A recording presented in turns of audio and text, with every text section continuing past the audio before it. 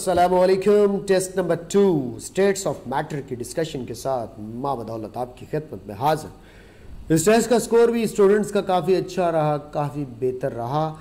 पहले ही क्वेश्चन से बात शुरू कर देते हैं without any wastage of time. Which of the following में बी वेरिएबल पैरामीटर, कि जो बदलता रहता हो। Boiling point, vapour pressure, melting point, all of these. तो कॉमन सेंस की बात है कि हमें इस बात का अच्छे तरीके से पता है कि डिफरेंट पैरामीटर्स हैं, डिफरेंट फैक्टर्स हैं जो वेपर प्रेशर को भी इफेक्ट करते हैं, जो बॉइलिंग पॉइंट को भी इफेक्ट करता है और ऑफ कोर्स जो मेल्टिंग पॉइंट को भी इफेक्ट करते हैं। तो इसका आंसर बहुत सा simple, delta answer. Next, the general gas equation is the combination of dash laws. 3 laws हैं, बॉयल्स, चार्ल्स एंड एवोगाड्रोस। तो Boyle's law and Charles law, Charles law and Avogadro's law, Boyle's law and Avogadro's law. Answer बनेगा all of this. 3 laws का combination होता है। One feels a sense of cooling after taking bath under a running fan because जिस्म से पानी evaporate होना शुरू हो जाता है। कूल है, कूल है, कूल है फील होना शुरू हो जाता है। बॉडी का टेम्परेचर लो लो लो होना शुरू हो जाता है। ठंडक का एहसास होना शुरू हो जाता है। इवेपोरेशन इसके लिए रिस्पॉन्सिबल है। रेट ऑफ इवेपोरेशन डिक्रीज नहीं होता, क्या होता है? इंक्रीज। तो आंसर क्या बनेगा? चार्ली। बच्चे कहते हैं सर काइनेटिक एनर्जी है तो वाटर मॉलिक्यूल इंक्रीज भी तो हो सकता था। बेटा देखिए, जो अल्टीमेट इफेक्ट है ना, उसके ऊपर अगर हम लोग देखें तो वहाँ पे हमें क्लियर कट लिखा हुआ नजर आएगा कि काइनेटिक एनर्जी असल बढ़ती है तो उसकी वजह से इवेपोरेशन का रेट बढ़ता है। जो फाइनल अल्टीमेट डिसीजन है उसके ऊपर बातचीत करनी, तो वो हमारे पास of course rate of evaporation का इंक्रीज है और इसका आंसर क्या बनेगा? 4। ठीक है। नेक्स्ट आया जी, a liquid having vapour pressure equal to dash at room temperature will boil at the earliest. आपको पता है बॉइलिंग पॉइंट का और वेपर प्रेशर का क्या रिलेशनशिप होता है? इनवर्स। बॉइलिंग पॉइंट का और एक्सटर्नल प्रेशर का क्या रिलेशनशिप होता है? डायरेक्ट। सारी बातें आप लोगों को पता है।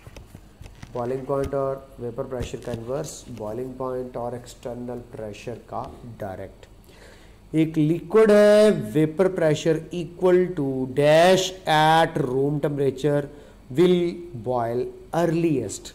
सबसे जल्दी बॉयल करना है। तो इसका मतलब क्या हुआ कि आपको सबसे लो एक्सटर्नल प्रेशर चाहिए। तो लिक्विड जिसका वेपर प्रेशर सबसे लोएस्ट होगा वही सबसे पहले बॉइलिंग स्टार्ट करेगा, क्योंकि एक्सटर्नल प्रेशर और बॉइलिंग पॉइंट, जब एक्सटर्नल प्रेशर इक्वल होता है वेपर प्रेशर के तो उस टेम्परेचर पर क्या स्टार्ट होती है? बॉइलिंग स्टार्ट होती है। तो जल्दी बॉइलिंग करवाने के लिए एक्सटर्नल प्रेशर को कम करना पड़ेगा। इन चारों ऑप्शन में सबसे कम एक्सटर्नल प्रेशर जिसके इक्वल ला के वेपर प्रेशर को बॉइलिंग स्टार्ट करनी है वो 400 डिग्री सेल्सियस है। तो फिर रूल याद रख लीजिएगा, lowest external pressure, lowest vapour pressure required, earliest boiling होगी। सबसे पहले बॉइलिंग स्टार्ट हो जाएगी। Next question number 5, which of the following has no effect on the rate of evaporation?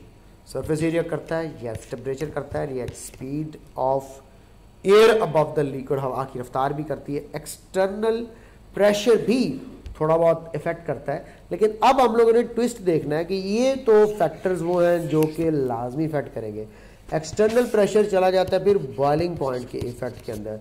तो अगर ऐसी ऑप्शन हमारे पास आ जाए तो हम पता है speed of air above the liquid, temperature, surface area सब कुछ मैटर कर रहा होता है, लेकिन बाद दफ़ा एक्सटर्नल प्रेशर का एज सच कोई इफेक्ट देखने को नहीं मिल रहा होता। तो वो हमेशा क्लोज कंटेनर के अंदर कंडेंसेशन के लिए जो है ये फैक्टर कंसिडर किया जाता है रादर दैन इवेपोरेशन, क्योंकि इवेपोरेशन होती है ओपन कंटेनर में। तो ओपन कंटेनर में as such external pressure matter नहीं कर रहा होता, बॉइलिंग के लिए एक्सटर्नल प्रेशर मैटर कर रहा होता है। तो डेल्टा आंसर ही बनेगा कि ये फैक्टर इन्फ्लुएंस नहीं कर रहा। The process of cooking of food becomes time consuming. ज़्यादा टाइम लगेगा कुकिंग फूड करने पर अगर एक्सटर्नल प्रेशर हमारे पास कम होगा तो हमें देखिए एक सिंपल सी बात है। प्रेशर कुकर का मैंने आपको फिनोमेना पढ़ाया प्रेशर कुकर में खाना जल्दी पकने की वजह ये होती है कि हम यहाँ पे एक्सटर्नल प्रेशर इंक्रीज कर देते हैं। उससे क्या होता है, बॉइलिंग पॉइंट इंक्रीज हो जाता है, क्योंकि एक्सटर्नल प्रेशर और बॉइलिंग पॉइंट का डायरेक्ट रिलेशनशिप है। बॉइलिंग पॉइंट जब इंक्रीज हो जाता है तो फूड अर्ली कुक्ड होती है, क्योंकि इसमें ज़्यादा हीट कंटेंट्स होते हैं। Food cooked early. अब वो कहता है कि process of cooking food time consuming हो जाएगा अगर एक्सटर्नल प्रेशर इंक्रीज कर दिया जाए। एक्सटर्नल प्रेशर इंक्रीज करने से बॉइलिंग पॉइंट इंक्रीज होगा तो फूड तो जल्दी कुक्ड होगी, तो पहली ऑप्शन तो ना हुई। Water boils with external pressure of 1000 और ये फिर वही बात है कि 1000 और हाई प्रेशर होगा, हाई प्रेशर पर बॉइलिंग पॉइंट बढ़ेगा तो कुकिंग का टाइम कम हो जाएगा। We apply vacuum on a closed vessel. क्या मतलब, मैं यहाँ पे लो प्रेशर रख देता हूँ, अंदर पड़ा हुआ वाटर 0 डिग्री सेल्सियस पर बॉयल होगा। 0 डिग्री सेल्सियस के वाटर में डाल दो चिकन और उसको पकने के लिए रख दो, तो बस बेटे मुद्दत ही गुजरेगी, वो चिकन नहीं पकेगा, आप ज़रूर पक जाएंगे। तो याद रख लीजिएगा कि हमारे पास अगर एक्सटर्नल प्रेशर बिल्कुल कम कर दिया जाए क्लोज्ड वेसल में तो बॉइलिंग पॉइंट एक्सट्रीमली डाउन हो जाएगा। और जितना बॉइलिंग पॉइंट डाउन हो जाता है, जितना बॉइलिंग पॉइंट कम हो जाता है, उतना हमारे पास टाइम कंज्यूमिंग हो जाती है वो। तो इसका मतलब है कुकिंग फूड टाइम कंज्यूमिंग कब होता है, जब लिक्विड होता है जिसमें आप खाना पका रहे हैं विद लो बॉइलिंग पॉइंट। जब liquid with low boiling point होता है तो फूड कुक करने वाला टाइम ज़्यादा चल जाता है, और जितना हाई बॉइलिंग पॉइंट का होगा उसमें खाना जल्दी पकेगा। तो इसका मतलब है, अब मैं एक रिलेशनशिप बना दूं कि टाइम ऑफ फूड कुकिंग का, टाइम ऑफ फूड कुकिंग का बॉइलिंग वाटर के टेम्परेचर के साथ क्या रिलेशनशिप बना, इनवर्स। वाटर का बॉइलिंग पॉइंट जितना कम होगा उतना ज़्यादा टाइम लगेगा फूड कुक करने के लिए। बॉइलिंग पॉइंट ऑफ वाटर जितना ज़्यादा होगा उतना जल्दी फूड कुकड होगा, क्योंकि ज़्यादा बॉइलिंग पॉइंट वाले वाटर में ज़्यादा हीट होगी, वो उसको अच्छी तरह सॉफ्ट करने में ज़रा क्विकली काम दिखाएगा। Next, when a liquid just starts boil, then which phenomena occurs at the surface? Bubbling start हो जाती है, अंदर एंट्रैप्ड एयर बाहर आना शुरू हो जाती है। सब्लिमेशन नहीं हो सकता, कंडेंसेशन नहीं हो सकता, डिकम्पोजिशन नहीं हो सकता, बुलबुले बनते, पानी द बुलबुला, पानी द बुलबुला, पानी द बुलबुला। Next, if any liquid takes too much time to reach its boiling point. देखो एक कॉन्सेप्ट को बार बार रिवाइज करवा रहा हूं। If any liquid takes too much time to reach its boiling point, यानी कि काफ़ी ज़्यादा टाइम ले रहा है बॉइलिंग पॉइंट तक जाने के लिए, तो इसका graph vapour pressure on X axis and temperature on Y axis का कैसा ग्राफ बनेगा, आइए जरा ये ग्राफ आपके सामने शेयर करते हैं। लो जी, वेपर प्रेशर को हम लोग ले रहे हैं एक्स एक्सिस के ऊपर, ठीक है जी, और टेम्परेचर को ले रहे हैं वाई एक्सिस के ऊपर। अब आपको पता होना चाहिए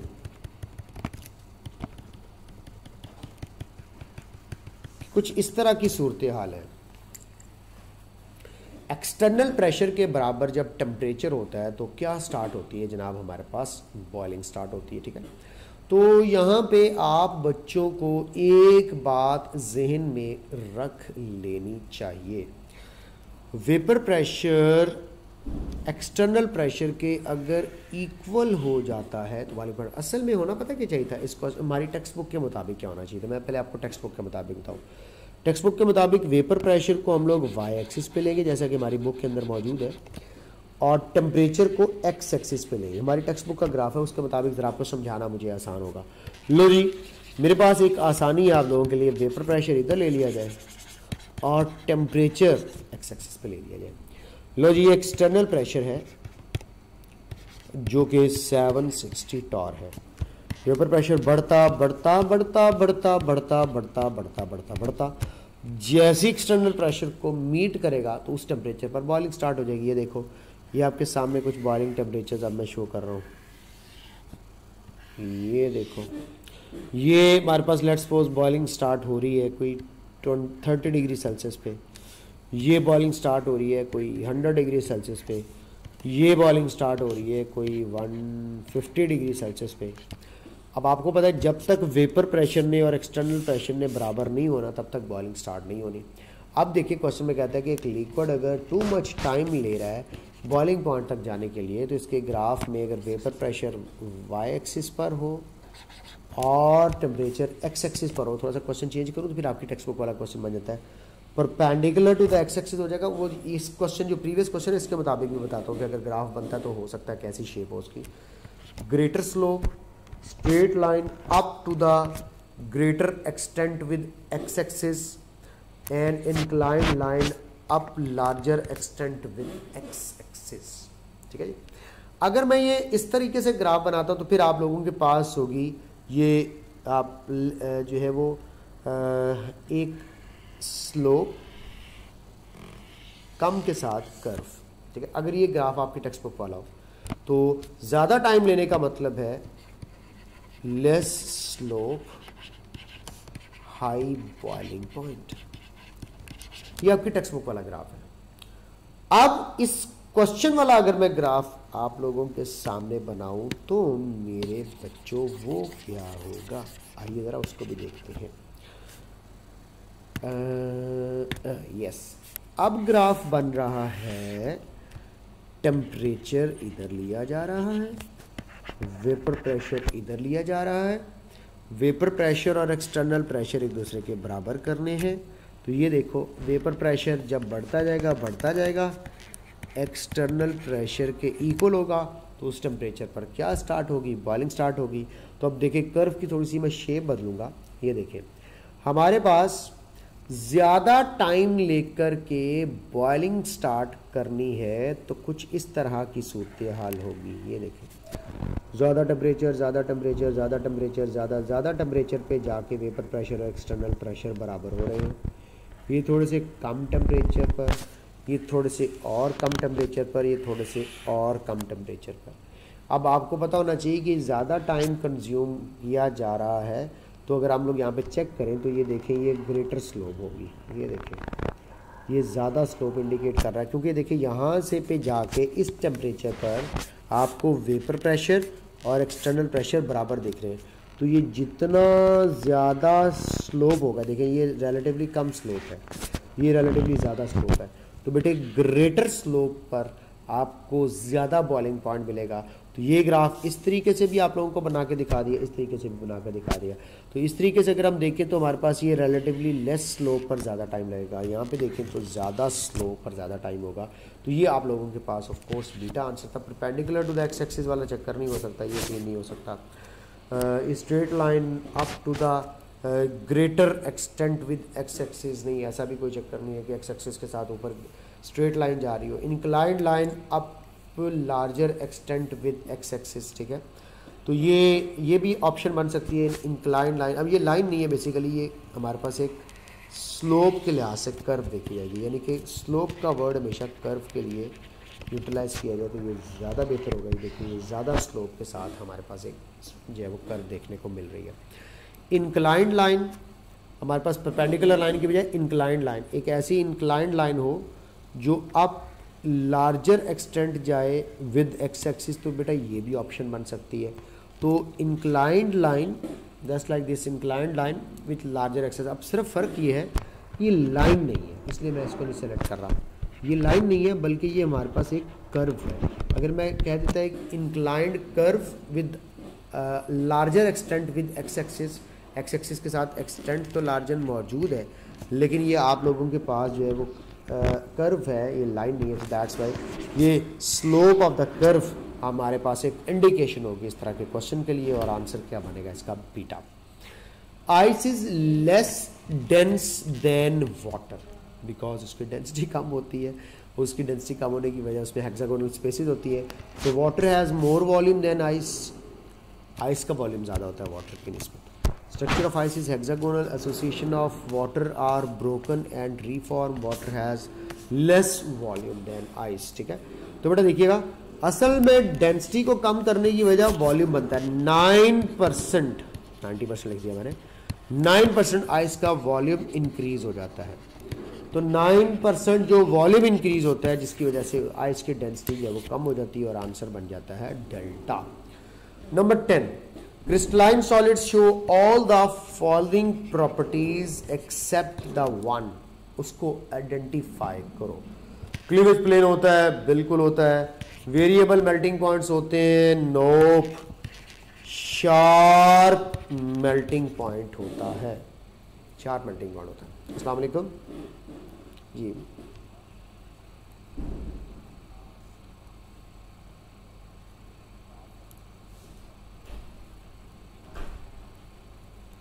ठीक है, ठीक है।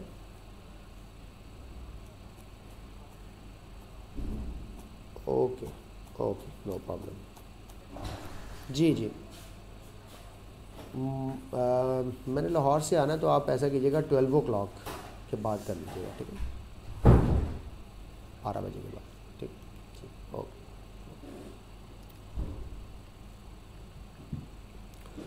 वेरिएबल मेल्टिंग पॉइंट नहीं होता बल्कि शार्प मेल्टिंग पॉइंट होता है, ठीक है बेटा। ज्योमेट्रिकल शेप स्पेसिफिक होती है, बिल्कुल।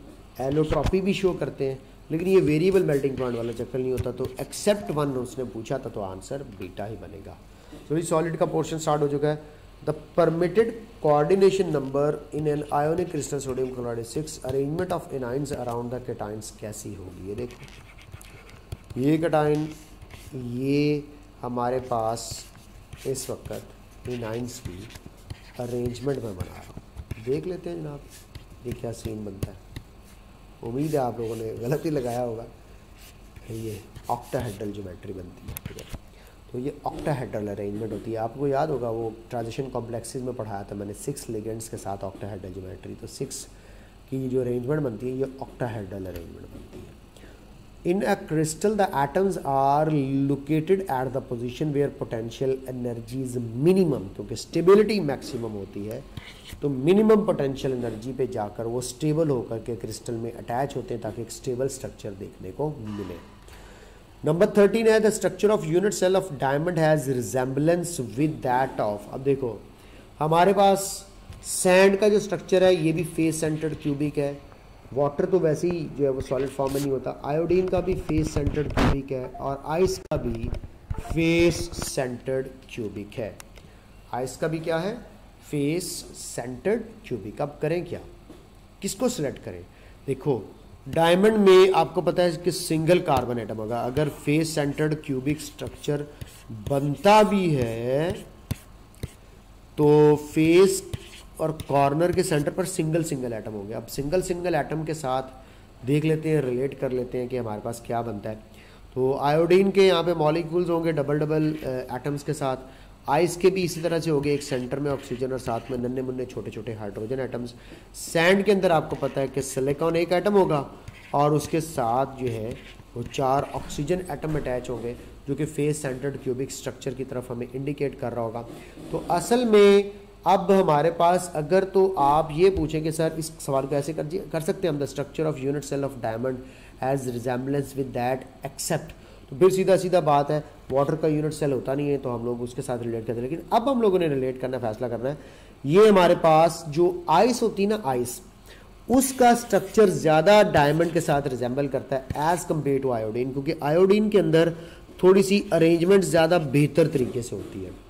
सिलिकॉन ये जो ऑक्साइड है इसके अंदर भी अरेंजमेंट जो है ना, वो अगर आप लोग डायमंड का स्ट्रक्चर देखो ना, तो आपको डायमंड के स्ट्रक्चर में ना वो सेंटर में एक इस तरह का वो एक रश सा नज़र आ रहा होगा।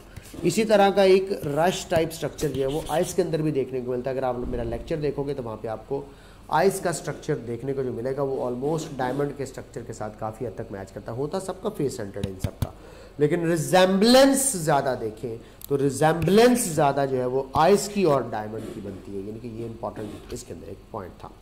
स्ट्रक्चर देखना हो तो मेरा लेक्चर देखना, बड़ा परतपाक किस्म से मैंने वो लेक्चर दिया हुआ है। Boiling point of which gas may be the highest one, जिसकी अंदर पोलराइजेबिलिटी या फोर्स स्ट्रांग होगी। हाइड्रोजन गैस का मास 2 है, इसका 64 है, इसका जस्ट 4, इसका 44।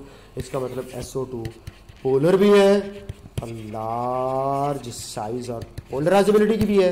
इसका मतलब है मुझे बीटा ऑप्शन सेलेक्ट करनी चाहिए। The highest conductivity is shown by which type of crystals. Of course metallic crystals के अलावा कोई और तो इलेक्ट्रिसिटी को इतना ज़्यादा कंडक्ट नहीं कर सकते। All of the following are incorrect except, यानी कि करेक्ट ढूंढना है। इनकरेक्ट एक्सेप्ट का मतलब होता है करेक्ट। सबसे ज़्यादा सब्लिमेशन, उससे कम वेपोराइजेशन, उससे कम फ्यूजन और सबसे कम कंडेंसेशन, क्योंकि कंडेंसेशन नेगेटिव साइन के साथ होती है। तो मुझे चार्ली ऑप्शन ही लग रहा है, यही सबसे बेस्ट ऑप्शन है। Sublimation, vaporisation, fusion and condensation. आपको पता है आइस रूम टेम्परेचर पर मेल्ट हो जाती है, लेकिन वाटर रूम टेम्परेचर पर बॉयल नहीं होता।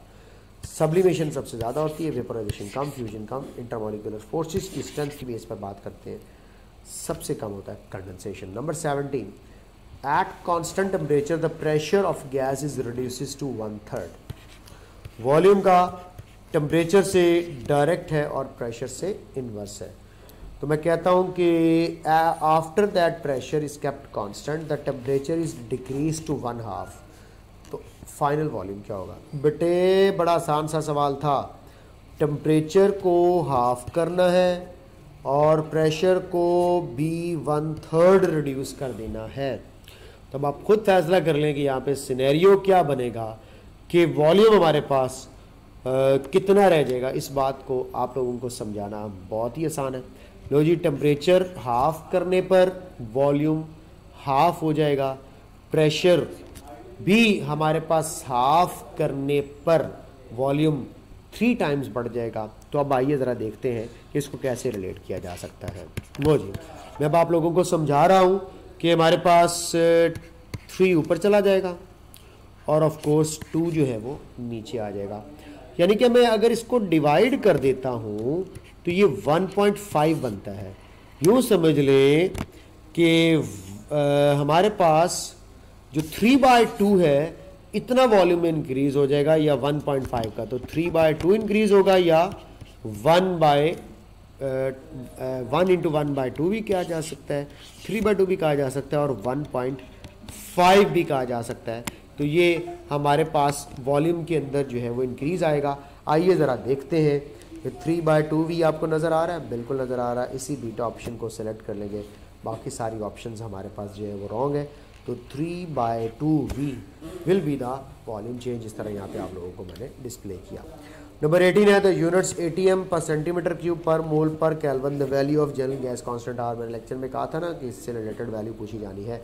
अब आप मुझे बताएं, ATM डेसीमीटर क्यूब पर मोल पर केल्विन की तो आपको वैल्यू याद होगी, वो हमारे पास 0.0821 थी। अब डेसीमीटर क्यूब को किस में कन्वर्ट कर दिया गया? Centimetre cube. अब आप लोग जानते हैं कि 1 decimetre cube is equal to 1000 centimetre cube. 1 decimetre cube is equal to 1000 centimetre cube. इसका मतलब है डेसीमीटर क्यूब हटेगा और इसकी जगह पे 1000 सेंटीमीटर क्यूब लग जाएगा। लो जी, इस वैल्यू को मुझे जस्ट 1000 से मल्टीप्लाई करना है। तो बड़ा कर दिया जब आपने इसको 1000 से मल्टीप्लाई, तो ये बन गया हमारे पास 821, यानी कि बीटा ऑप्शन। तो मुश्किल था नहीं, ठीक है। तो ये हमारे पास डेसीमीटर क्यूब बढ़ेगा और उसकी जगह पे सेंटीमीटर क्यूब लग जाएगा। तो 1000 से मल्टीप्लाई होके ये वैल्यू हमारे पास बन जाती है 821। If I am not wrong, 1 2 3। वैसे तो यार 82.1 नहीं बनती, 82.1 बननी चाहिए। तो 82.1 ऑप्शन अब नहीं नज़र आ रही, तो मैं यहाँ पे 82.1 इसको करेक्ट कर देता हूँ, ठीक है। 82.1 आंसर बनेगा बीटा। उम्मीद है आप लोगों ने भी करेक्ट कर लिया होगा इसको। The minimum temperature up to which Boyle's law is obeyed by a gas. वो एक ऐसा टेम्परेचर होता है जिसको क्रिटिकल टेम्परेचर कहते हैं, जहाँ तक गैस लास्ट को ओबे करती है। उससे जैसे ही आप लोग टेम्परेचर को लो करते हैं वो गैस लिक्विफाई हो जाती है एक सर्टेन प्रेशर पर। तो ये हमारे पास क्रिटिकल टेम्परेचर कहलाता है। चार्ली, next. General gas equation, the term NRT regarded as PV is equal to NRT। और PV आपको पता है प्रेशर वॉल्यूम जो है वो वर्क होता है, W होता है। तो आंसर क्या बनेगा? बीटा। बच्चों वाला सवाल, कोई मुश्किल सवाल नहीं। Correct graph for Boyle's law. Pressure और वॉल्यूम की कर्व है, बिल्कुल ठीक है। वॉल्यूम और इन्वर्स ऑफ प्रेशर का graph of course straight line होगी। और अगर आप प्रेशर इधर ले लेते, प्रेशर और वॉल्यूम इधर ले तो ये स्ट्रेट लाइन हो जाएगी। अगर प्रेशर इधर आए तो पीवी इधर आ जाए तो ये स्ट्रेट लाइन हो जाएगी। तो इसका मतलब है सारी ही स्ट्रेट लाइंस और कर्व्स बिल्कुल एक्यूरेट दी हुई है अकॉर्डिंग टू द कॉन्सेप्ट। अगर आप लोगों ने लेक्चर लिया हुआ तो ये बेटा ये क्वेश्चन तुम लोगों का कभी भी गलत नहीं होगा। Extent of decrease in the volume of gas for 1 degree Celsius rise और फॉल टेम्परेचर चेक किया जाता है फैक्टर 1/273 के साथ, जो कि चार्ल्स लॉ की क्वांटिटेटिव डेफिनेशन के अंदर मैंने बताया कि हर डिग्री सेल्सियस में वी नॉट या वॉल्यूम 0 डिग्री सेल्सियस में चेंज चेक करना हो तो 1/273 फैक्टर से मल्टीप्लाई करके चेक किया जाता है। 23 question, liquid is in an equilibrium with its vapours at its boiling point on average the molecule in the two phases will have equal kinetic energy। क्यों? क्योंकि आपको पता है कि डायनामिक इक्विलिब्रियम टेम्परेचर होता है ये, इसमें लिक्विड और गैसियस स्टेट इक्विलिब्रियम में होगी। जितना रिएक्शन फॉरवर्ड जा रहा होगा उतना ही रिवर्स आ रहा होगा, यानी कि रेट ऑफ इवेपोरेशन इक्वल हो जाता है रेट ऑफ कंडेंसेशन के। तो बेटे मुझे कह देना चाहिए कि molecules in the two phases have equal potential energy, kinetic energy, total energy या वॉन्डर वॉल फोर्सेस। तो यहाँ पे हर एक ऑप्शन आपको हो सकता है परेशानी का बायस बना रही हो, लेकिन बेटे ये रेट होता है ना, ये स्पीड होती है ना, या जो वेलोसिटी होती है वो ऑफ कोर्स किस पैरामीटर पे चेक की जाती है? काइनेटिक एनर्जी के पैरामीटर पे चेक की जाती है। तो बेटा इसका आंसर काइनेटिक एनर्जी बनेगा बजाय कि पोटेंशियल एनर्जी के। Molar rate of vaporisation water की 40.7 है, जिसमें ये लिक्विड से वेपर्स में जाता है प्लस के साथ this molar rate of vaporisation is required to break hydrogen bonding only, van der Waals forces only, dipole forces only, both hydrogen bonding and van der Waals. Mostly बच्चों ने हाइड्रोजन बॉन्डिंग सेलेक्ट किया होगा, और आपकी इत्तला के लिए अर्ज है कि दुनिया के हर मॉलिक्यूल के अंदर वॉन्डरवॉल फोर्सेज होती हैं, इधर it is a polar molecule और a non polar molecule. Don't forget this concept now कि हाइड्रोजन बॉन्डिंग को भी ब्रेक करना है और वॉन्डर वॉल फोर्सेस को भी ब्रेक करना है। तो आंसर डेल्टा बनेगा। मुबारक हो गलत करने वालों। मेजर पोर्शन, अगर आपसे कहता कि major portion of this heat is required to break, तो फिर हाइड्रोजन बॉन्डिंग आएगा। और वैसे भी ये ओनली का वर्ड आ गया है, इसको आप लोग जरा निकाल दें, क्योंकि ओनली हाइड्रोजन बॉन्डिंग नहीं होगी, बल्कि इसमें पोलराइजेबिलिटी की वजह से थोड़ी बहुत लंडन फोर्सेस भी एग्जिस्ट करेंगी। Last question, vapour pressure of liquid is an intensive property. अब ये इंटेंसिटी और एक्सटेंसिव प्रॉपर्टीज क्या होती हैं? ये हमारे पास नंबर ऑफ पार्टिकल्स पर डिपेंड करती है प्रॉपर्टी, नंबर ऑफ पार्टिकल्स पर, क्योंकि vapour pressure number of particles पर डिपेंड करता है। All of the following parameters या factors do not effect vapour pressure except. Do not effect और फिर एक्सेप्ट, इसका मतलब है विच इफेक्ट, जो इफेक्ट करेगा वो पैरामीटर ढूंढना है। अमाउंट ऑफ द लिक्विड करती है नो, सरफेस एरिया करता है नो, वॉल्यूम ऑफ कंटेनर करता है नो, इंटरमॉलिक्यूलर फोर्सेस करती है यस। तो बेटा हम लोगों ने वो फैक्टर सेलेक्ट करना था जिस पैरामीटर को इफेक्ट करता है। तो ठीक है, नॉट और एक्सेप्ट आ जाने से इफेक्ट करने वाला पैरामीटर ढूंढना है। मज़ा आया ट्रिकी घूमने फिरने वाले क्वेश्चंस का? तो ये थे कुछ ट्रिकी और घूमने फिरने वाले क्वेश्चंस। उम्मीद है आप लोगों को समझ आई होगी और इन क्वेश्चंस की प्रैक्टिस करते रहिएगा। वीडियो लेक्चर मैंने बना दिया है, अपना ख्याल भी रखिएगा और अगले टेस्ट नंबर 3 की तैयारी कीजिएगा। खुदा हाफिज़।